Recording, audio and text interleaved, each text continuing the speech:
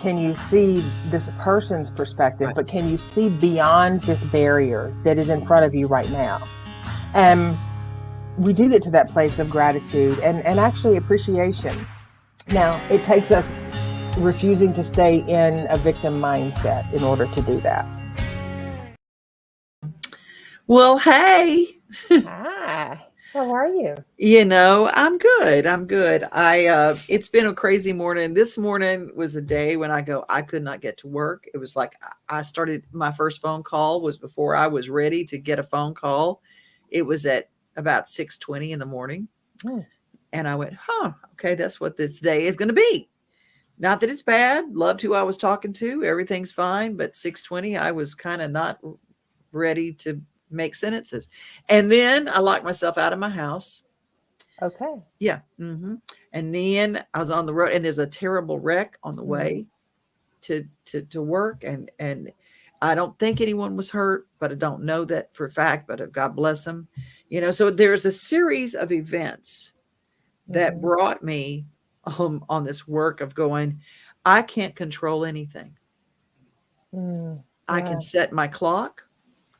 I can get my rest. I can have my coffee when I say I'm going to have my coffee, and I can start my day the same way. But I do not control my day as much as I think I do. Right. Right. The best that we are in alignment with controlling is how we show up. So, like, if you allowed the accident or the running late or the locking yourself out of the house to trigger you into being dysregulated or feeling like you were less than, or oh, I'm so stupid, or oh, I've got to do better, you can control that.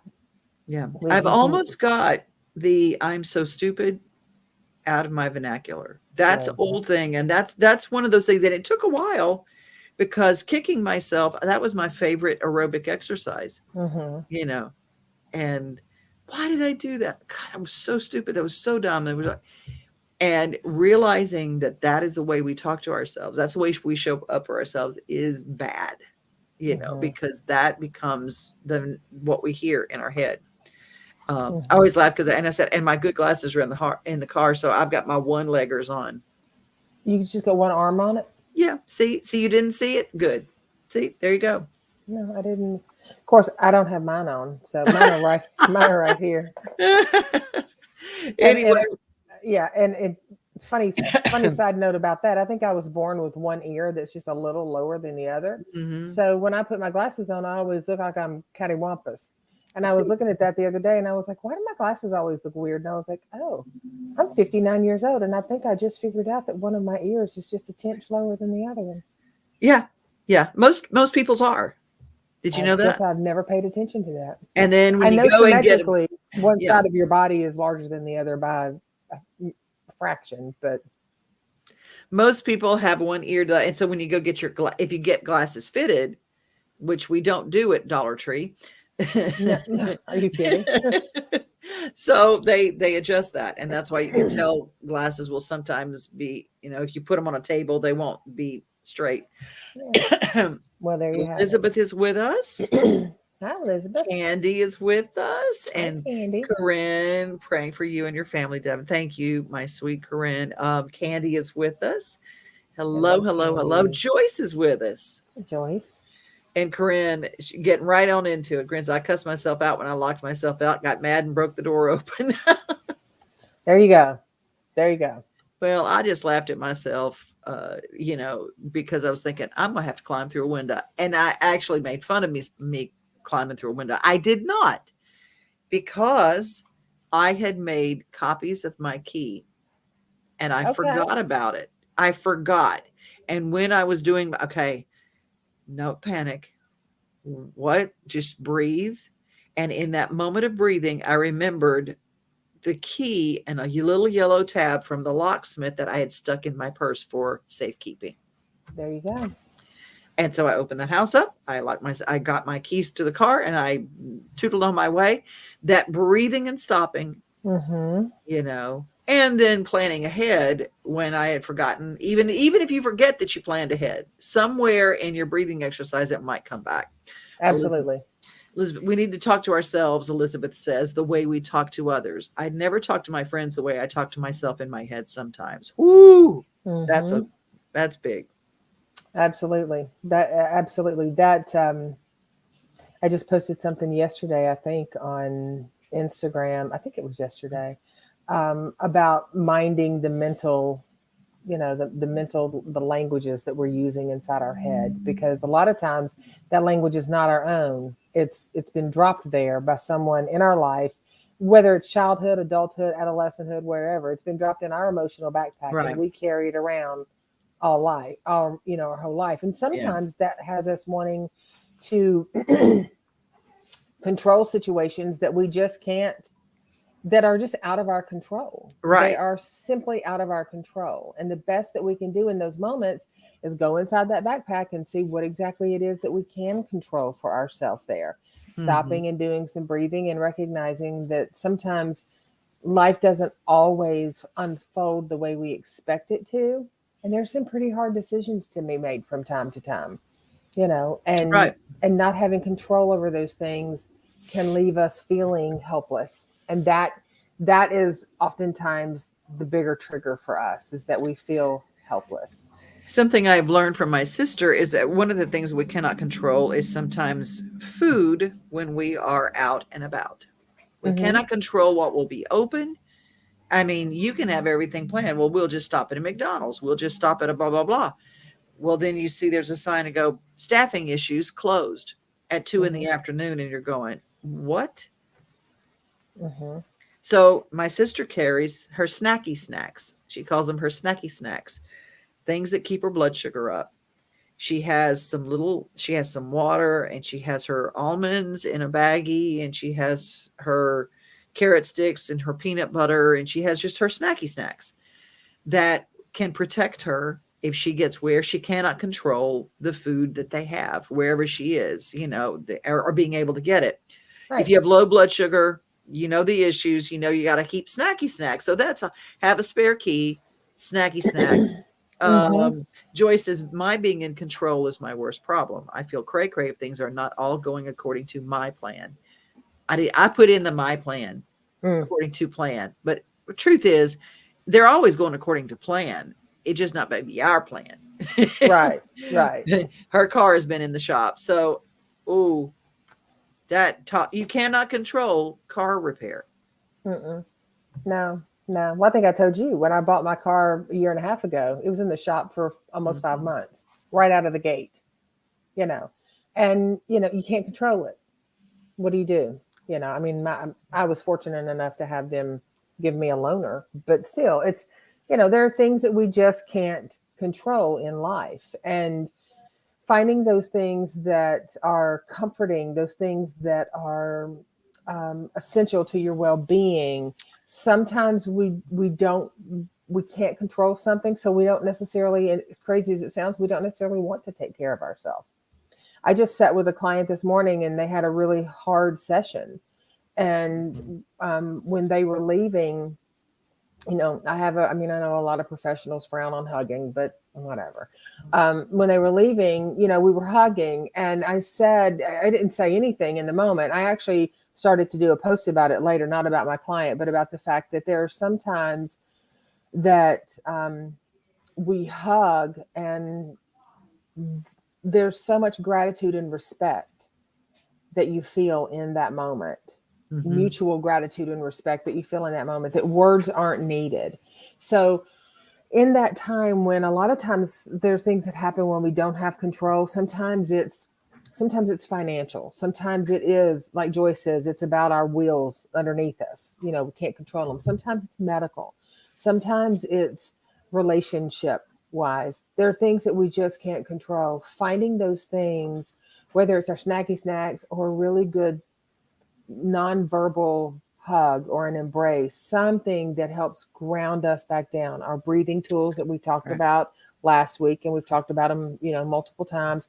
Having a friend that you can call and Mhm. not vent to, but be vulnerable and lean on. They're little tiny things. First of all, I got Rhonda who joined us. Hey, Hey, Rhonda. And Rhonda. then Jamie's back with us this week. Hey, Hey, Jen. Jamie. Good to have you here. Yeah. Joyce said, I meant it's been in the shop for a week and I feel totally out of control. I got you. I was actually reading that. I didn't know how Mm-hmm. long it had been in there, but I know that feeling because I've had some truck issues and it has left me stranded a couple of times and you're just totally out of control. You totally Mm-hmm. know nothing. So anyway, Corinne says, yeah, the little show up now and again. You Don't are they? so right. Don't they? They show up. They show up Mhm. and they wild out, as we say. Sometimes they just are running amok.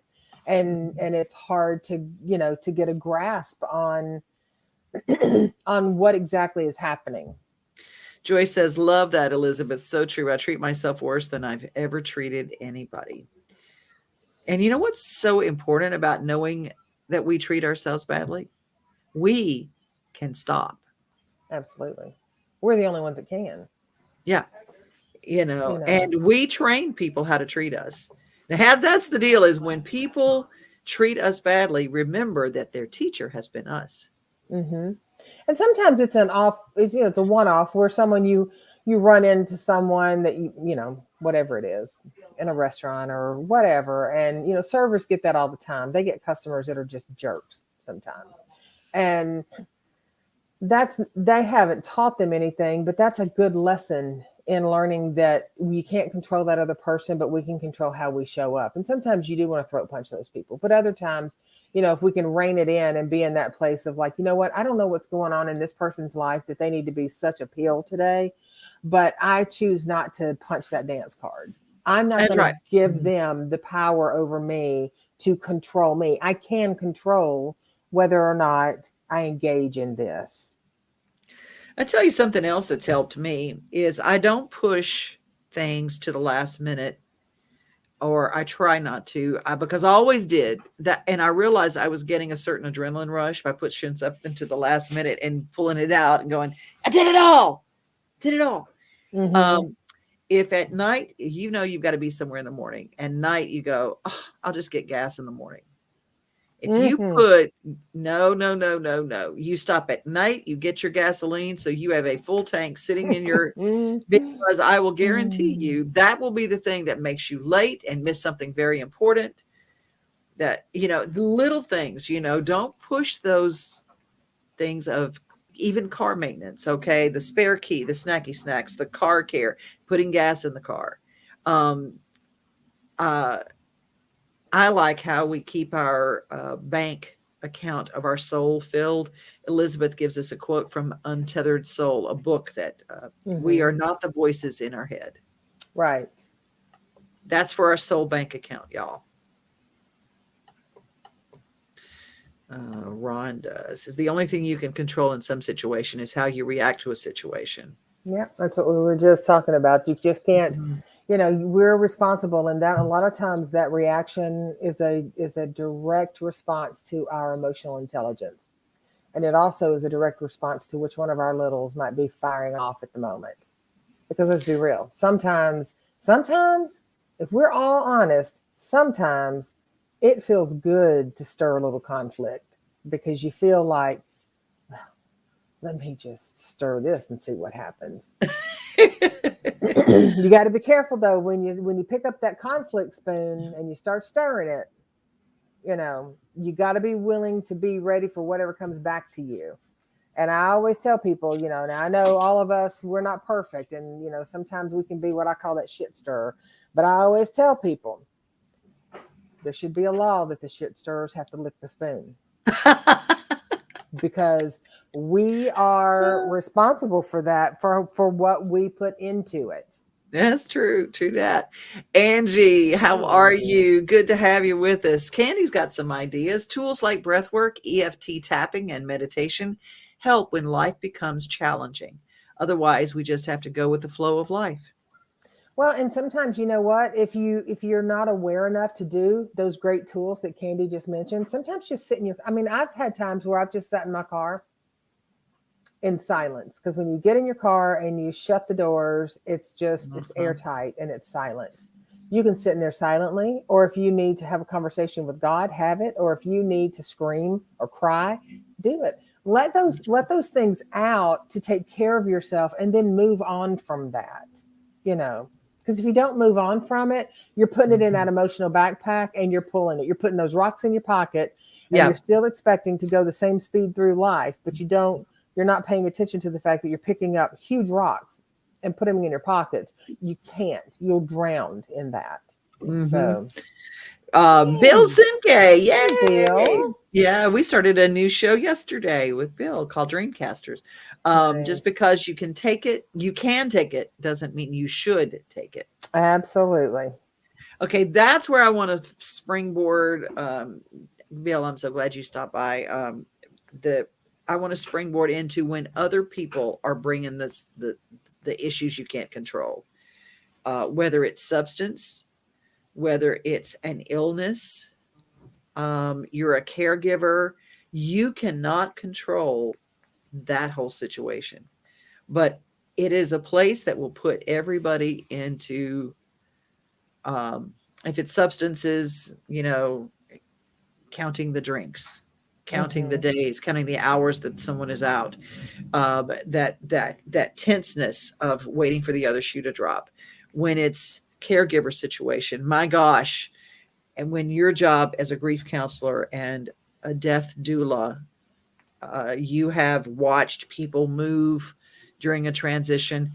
How are some ways that the uncontrollable factor enters in? The uncontrollable factor, meaning that I can't control that stuff. Yeah, when you watch the caregiver and you try to see where it happens, how does it manifest when people are losing someone and they can't do anything about it? Well, two major ways. One way is that they just shut down.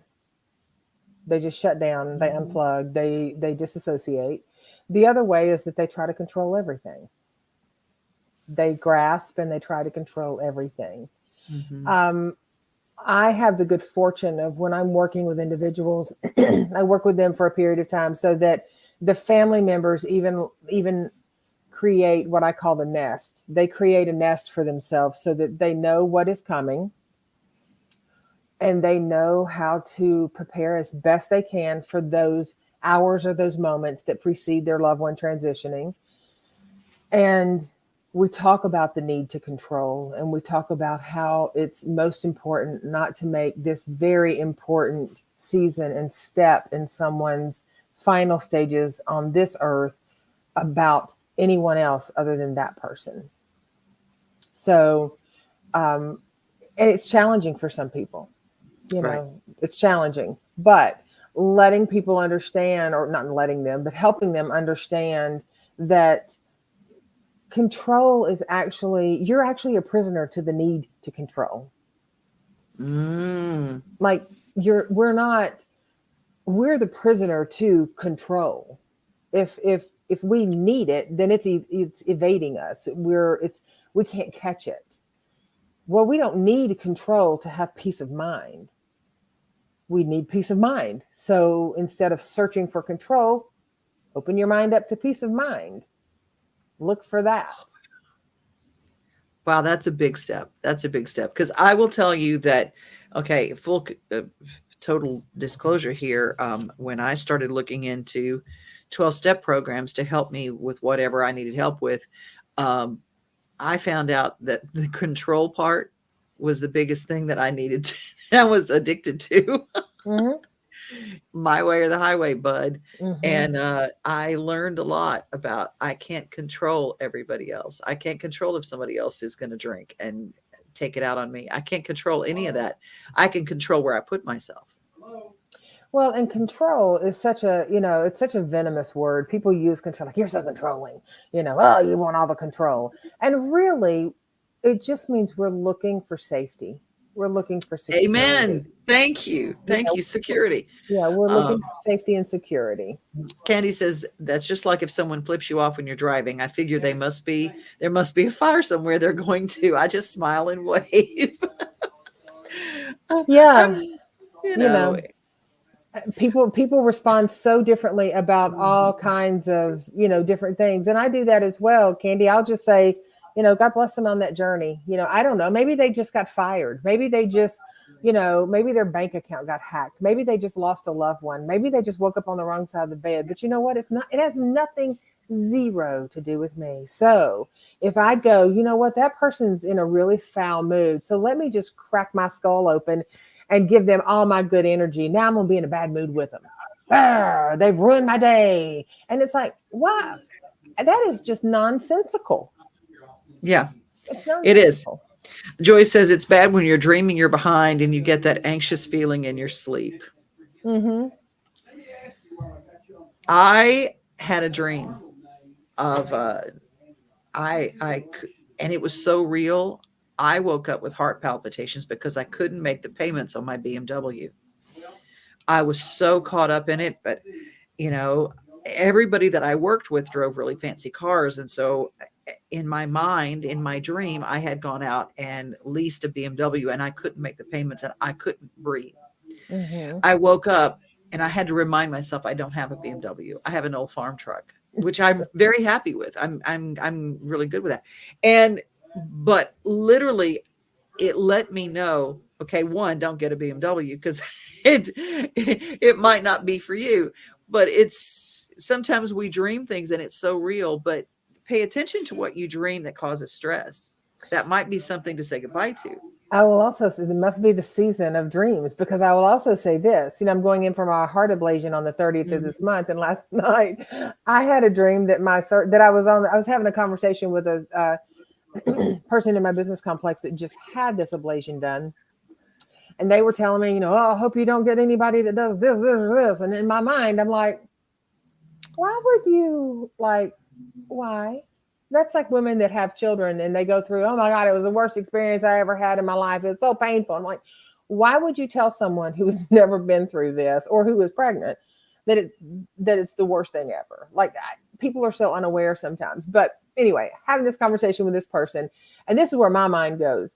Last night I had a dream that my surgeon, I was in there and I was moving to the table in the operating room, and my surgeon walked in, and there's these things that are out on social media. I don't really know what they are, but they look kind of like a waistband you put on, and there's this Mhm. little thing that swings around it. It's supposed to help people lose weight or whatever. But in my dream, my surgeon walks in with one of those things doing this waist thing, and he's like, "Hey, how are you?" And I'm like, "I'm good. How are you?" And he was like, "I'm good. I'm just going to wear this today if you don't mind during your procedure." And I started laughing. And I woke up from my dream laughing because I thought, well, I wasn't dreaming doom or gloom. I mean, that was really a funny thing for me. And I'm Yeah. actually going to say something to him when I see him that morning about Mhm. it, because it's just funny. It really, really is. Elizabeth says, and sometimes a bitch fest for half an hour with someone who gets it will allow us to release whatever it is. Yeah, it is. Sometimes you Absolutely. have that person. Okay, now here's a question for you. Terry, can you explain emotional intelligence a bit, please? Yes, our emotional intelligence is it's sort of like the bank account for all of the things that we learn about ourselves emotionally and about others emotionally. So like when if someone said, like, if this is a real easy kind of, some people won't like this, but this is just kind of an easy version of it. If you have someone that comes up to you and they say they have, I was just diagnosed with fill in the blank, and your response to that is, oh my gosh, I'm so sorry. Oh my God, you must feel awful. Well, some people will respond that way, but that is not a very high emotional intelligence. That is, hmm, like, emotional intelligence is like, okay, how are you feeling about that? You know, just being able to understand your emotions, be responsible for your emotions and Mhm. how you share them outwardly, either reactively or subconsciously with other people. Knowing and having an accountability in the bank of how you're showing up. So, are we showing up in an intellectual way where we're responsible with our emotions, or are we just kind of willy nilly with them? Like some people call it financial intelligence. Yeah. Like if you're fiscally smart and you're allowing your money to work for you, allowing your emotions to work with you but not overcome you. You have an awareness about how you show up with your Mhm. emotions and Right. the your intelligence around them? Well, I just think about my emotional intelligence has been like a 2-year-old a lot of my life. I mean, I'm just shooting you straight. I mean, Mm-hmm. reacting like that, how dare they? Mm-hmm. Mm-hmm. And I laugh at it now. Yeah, Elizabeth says, me too. Oh, I was a control freak before walking the 12 steps. Elizabeth says, I don't wave. I just drop an F bomb to myself and go along my way. No. But yeah, I Oh. mean, a lot of people, depending on where they are, and Bill will have some good information.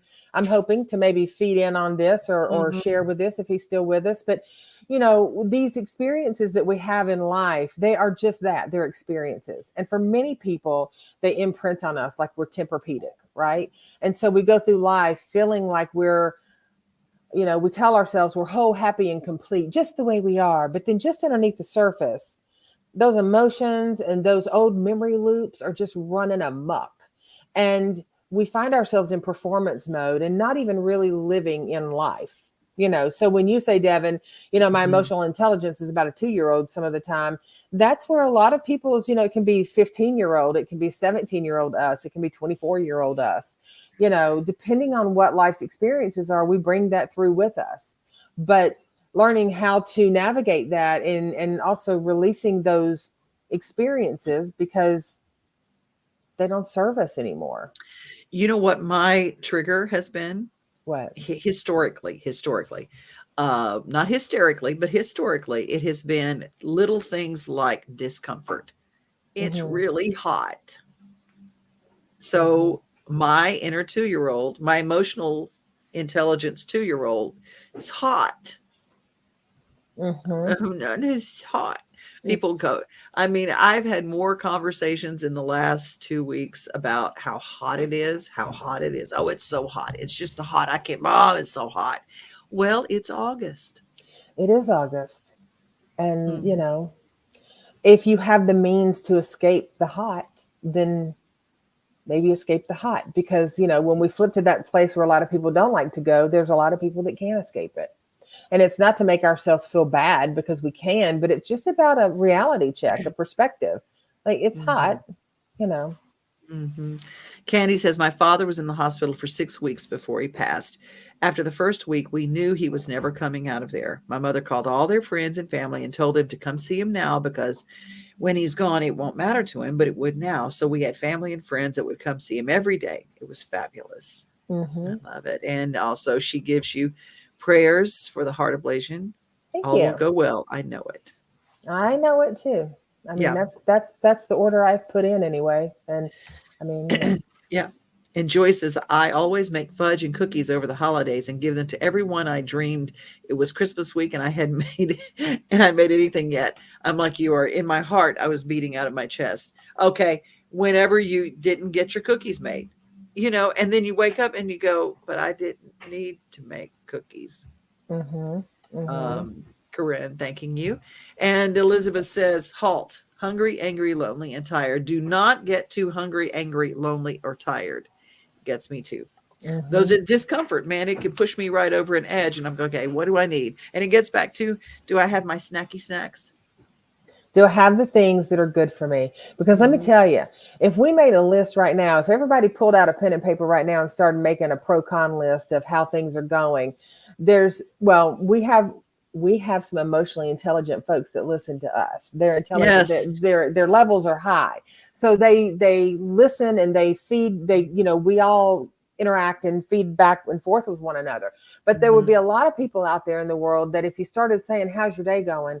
Their list automatically and implicitly would start with something negative, and they would build on that. So when we have the option, we wake up from a dream and we have the option of knowing, you know what, it was a dream.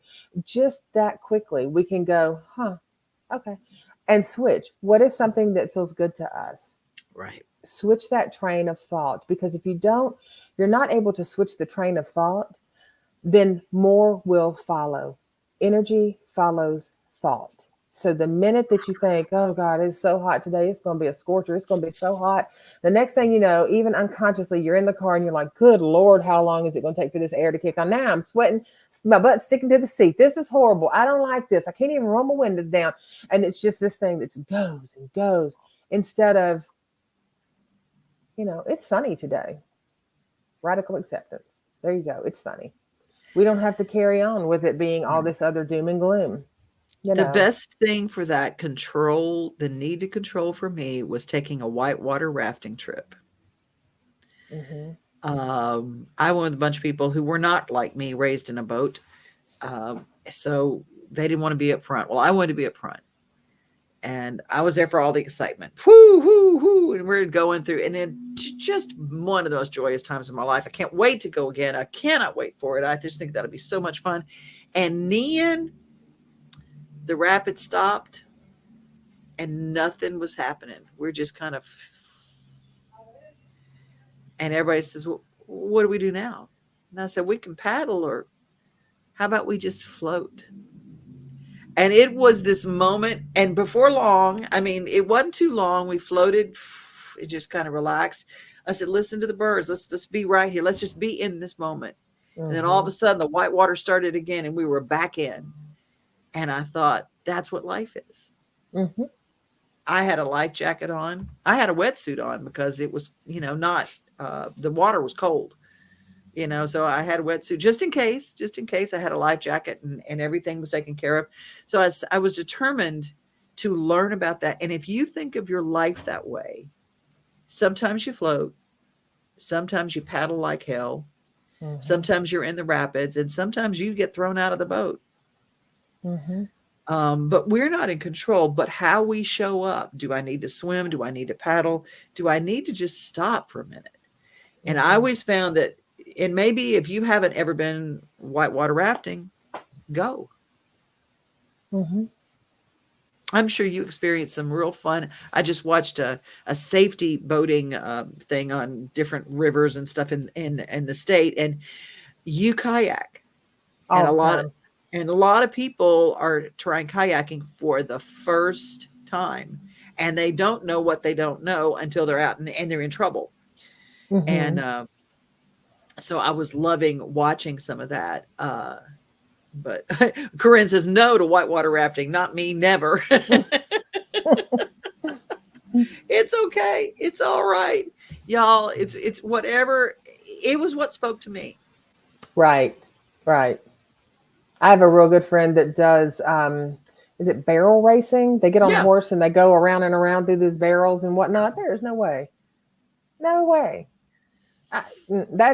and it's not that I'm afraid of it. That just does not speak to me. Like getting on something that weighs 1,500 pounds and running like a freight train, it ain't happening. Give me my whitewater. Actually, I don't whitewater kayak, but I do kayak, so I enjoy that. But everybody has their own thing, and you know what? Corinne says now barrel racing would be so cool. See, that's our point. That's our point. And Rhonda says sometimes it's okay to change the people in your boat. Absolutely.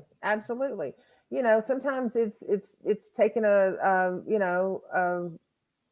stroll, roll, whatever around a park or a greenway, or mm-hmm. for some people, everybody has their own different comfort zones, and they have their own different means of what's going to keep them in that comfort zone. But the one thing about comfort zones, there's this little. And next time I'm at the office, I won't be there this afternoon, but I'll be there tomorrow morning. The next time I'm at the office, I'll take a picture of it. There's where on the sidewalk where there used to be a railing, mm-hmm. The people have pulled the railing out. So it's just dirt there now. Not just dirt, but there's dirt there now. And inside that dirt, every year, there's a flower that comes up out of that little dirt in the middle of this massive sidewalk and the little round hole where they dug originally. And every time I pass that little round hole and I see that little flower, I think to myself, I wonder how big that flower would grow if it were in a field. Mm-hmm. Because it's in that little comfort zone. And so it grows so big. Yeah. Our comfort zones, I tell people all the time, lean into your comfort zone and stretch into it just a little bit and then get comfortable there. and then lean a little bit more and get comfortable there, and then lean a little bit more and get comfortable there. And before you know it, you actually have expanded without any radical, like, I just got a 0 to 150, blow it all up now, because then your Mm-hmm. brain has a really hard time adjusting to that. Mm-hmm. And we can't control those, those emotions. Well, we can control the emotions, or how we address the emotions. Right. Candy Seaton says, a year and a half ago, I changed a lot of people in my circle so I don't have all the negative people around me. I had to do it for my peace and growth. And that is some of the time you can control where you spend your time. Hmm.